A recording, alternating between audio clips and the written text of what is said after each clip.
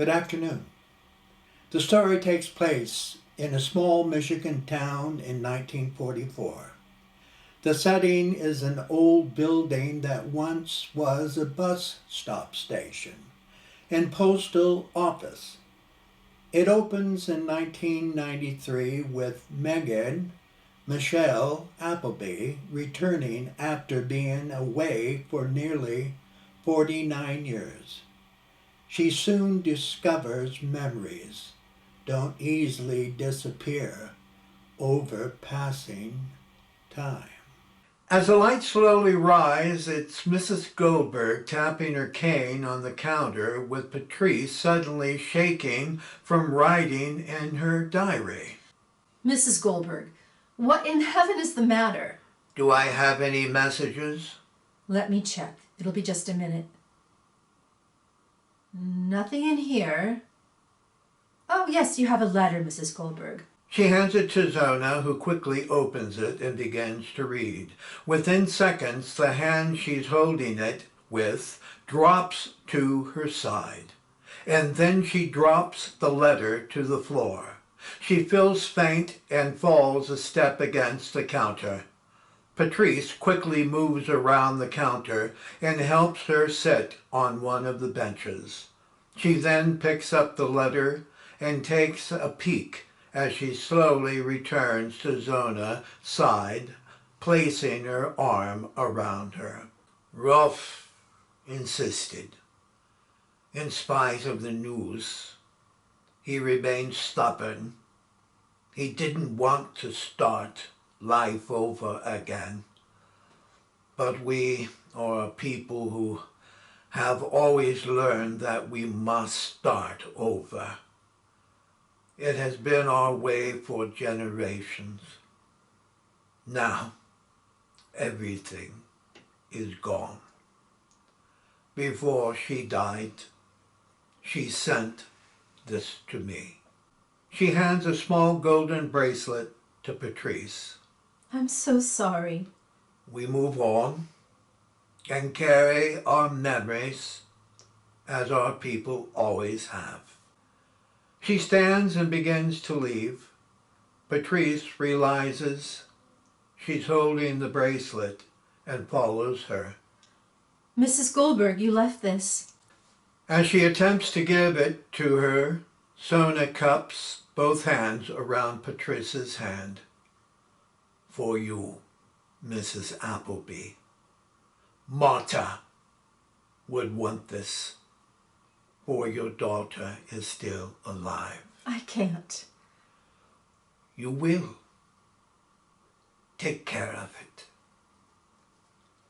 Mrs. Goldberg opens the door to leave, but Mr. Heisenberg is standing on the other side. He swiftly steps around her and moves across the room to the counter. Zona turns and stares at him. Why are you staring at me? Zona walks slowly to him and stops a short distance. Murder! Your pride will be your downfall. You Nazi pigs will be the footstool of the world for generations to come. My daughter, Martha, spits on you. She turns and walks out. What did she say? She must have lost her daughter. Will you please post this for me? Good day, Mrs. Appleby. Intermission. Act 2, Scene 1. The lights slowly rise on laughter coming from Meghan and Curtis sitting where they were last seen. How much did you say that was? $343.31. That doesn't sound like much these days, but back then it was a fortune. That explains where the blood came from. What round? What round was the knockout? It was the process of elimination. JD ended up having to fight several men before the title match. By the time he stepped into the ring, he was already exhausted from head to foot. The other fellow was slightly bigger, but looked a little drawn in the face. Oh, where were you during the fight? In his corner. Where else would I be? I was his trainer. The only thing I couldn't bring myself to do was the cutting. I didn't have the stomach for it. How did the fight start out? Well, they danced and they hugged their way through the first 3 rounds until halfway into the 4th, he slips after throwing a wild roundhouse punch. He got to his knees on the count of 5 and he did his best, staying away from the wicked right jab, up the right sound of the bell. Was Jason afraid? JD afraid? No way. I can't recall him being afraid of anything.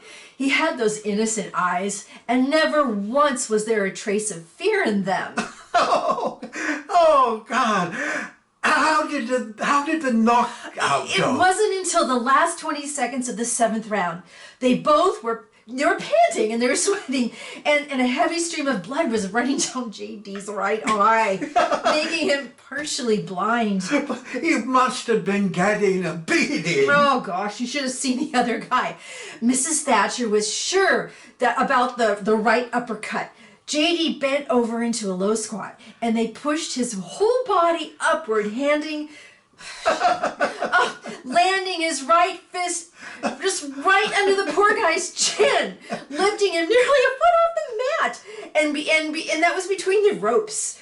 If it hadn't have been for the 3 fat ladies sitting in the front row, it might have killed him. What was your mother's reaction in seeing him? At first, she was angry.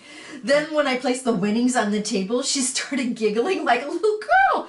Within seconds, she tended to the injury by grabbing the bloody cloth from him, and she gave it a toss on the counter as she ran to the back room to get a clean one. Later, she found the bloody cloth lying across her open diary. I forgot all about that. This is JD's blood I'm touching. We had the best Christmas Eve supper that year, and she didn't get any threatening phone calls from Mr. Sterling either. How bad off was Jason? He meant it well, but it was a shame though, because I don't believe he truly ever understood what his victory meant to my mother. I see. There are a few more pages. What happened next? You're not getting tired, are you?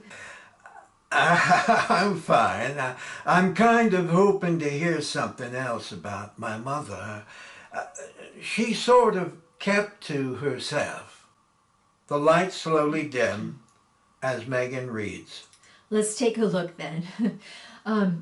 December 24th, 1944. We had a light drizzle early this morning. Everything outside smelled fresh and the sky was clear blue. No one misses the snow yet. Mr. Brendel brought a box of candy by and a newspaper for Maggie and I, but I couldn't figure out why he had circled the names of half a dozen horses. The lights dim to black. The lights slowly rise on Maggie and Jason, sitting at the table playing a hand of cards. Now, JD, you're supposed to place a bet if you're going to stay in the game. Those are the rules, JD. How much do I bet? If I were you, I'd go for broke holding a little hand like that. Oh, okay. I win! Not so fast. Lay down your cards and let's see what you've got. He turns his cards over. I win! Hold it. Aren't you interested in seeing what I've got? Oh, okay.